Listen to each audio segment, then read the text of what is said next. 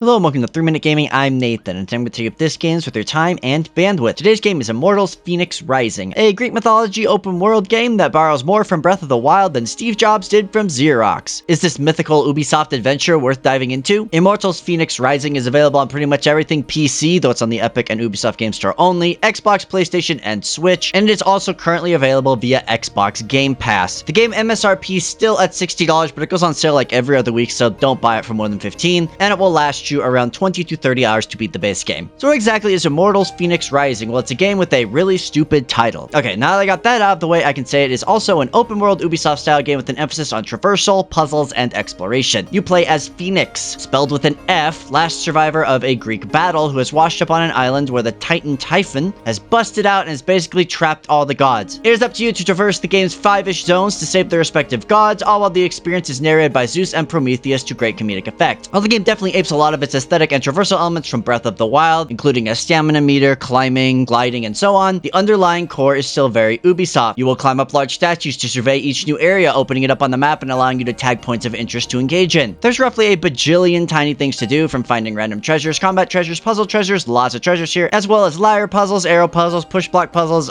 yeah, lots of puzzles too. The big puzzle hubs are called rifts, which are basically just shrines from Breath of the Wild. You'll be tossed into a unique zone where you have to get through to earn a rare item, Zeus's lightning. These zones usually puzzle-based, often around lifting and moving blocks, platforming, etc., but there are some that are combat-focused as well. Fenyx is given a ton of tools up front to work with, and more that can be upgraded over time. You'll have wings that can use stamina to fly or dash, a light and heavy attack used in combat, more on combat in a sec, as well as various combat moves. You also have a bow that's used for both fighting as well as solving a variety of puzzles that involve you controlling the arrow in slow-mo. Combat is a fast-paced affair that evolves as you gain more abilities, where essentially light attacks do damage, but heavy attacks do less damage and more stun damage. Fill an enemy stun meter and they will be staggered and take massive damage from attacks, meaning stunning out bigger enemies is a requirement. You also have fairly generous parry, a dodge, and a host of aerial combat moves, as well as unlockable abilities, all of which use stamina. The world is chock full of stuff to kill, explore, and solve, with the main focus being puzzle-centric, and there's about a billion forms of currency to earn that all unlocks different stuff, like upgrading your gear, your stamina bar, your health, your potions, and so on. I'm not going to go into too much detail because that's a lot, just know that everything you do makes number go up for some form of currency. And that's honestly the basic loop. This is an Ubisoft game, so exploration is less organic and more directed, with activities scattered all over the map for you to pick up and choose your participation level, all of which power you up and prepare you for larger missions to save gods, which usually end in a large dungeon and a significant boss. So what do I like about Immortals Fenyx Rising? Well, the open world traversal exploration aped from Breath of the Wild is still a strong system, and it works well here, with the game providing plenty of sweeping vista vantage points to really get you into that exploration mood. Additionally, combat starts fairly basic, but expands into something really fairly engaging, especially on higher difficulties where it requires you to master dodging and parrying, though enemies' health bars are a little big. And lastly, Zeus and Prometheus are the highlight here, with their narration being both hilarious and providing some deep cuts into the more goofier and weird aspects of Greek mythology. When it comes to the bad, the game can certainly begin to feel grindy or samey fairly fast. Additionally, Fenyx's story itself is honestly pretty boring, as they're not really a particular engaging protagonist, especially when compared to the gods they engage with and the overlying narrative. And lastly, if you boil it down, this is a standard Ubisoft style of Skinner box game where you do lots of small side things for those dopamine hits to gradually improve your character and explore the world. If this type of inorganic open world experience isn't your jam, this one's probably not going to change your mind. As you know, I rate games here on a 3-point scale: must play, maybe consider, and don't bother. I think Immortals Fenyx Rising is a maybe consider. It's honestly probably one of my favorite recent Ubisoft formula style of open world of games, with its great humor, references to Greek mythology, and tons of puzzles and traversal elements to keep things fresh. It borrows more than it innovates for sure, but that isn't necessarily a bad thing, so if you've been itching for a Skinnerbox open world game with a bit of Breath of the Wild flavor, you could definitely do much worse. And that's all I got for you today. Thank you so much for watching. If you played Immortal Fenyx Rising, what do you think about it? Let me know in the comments, but regardless, go out there and give it a shot.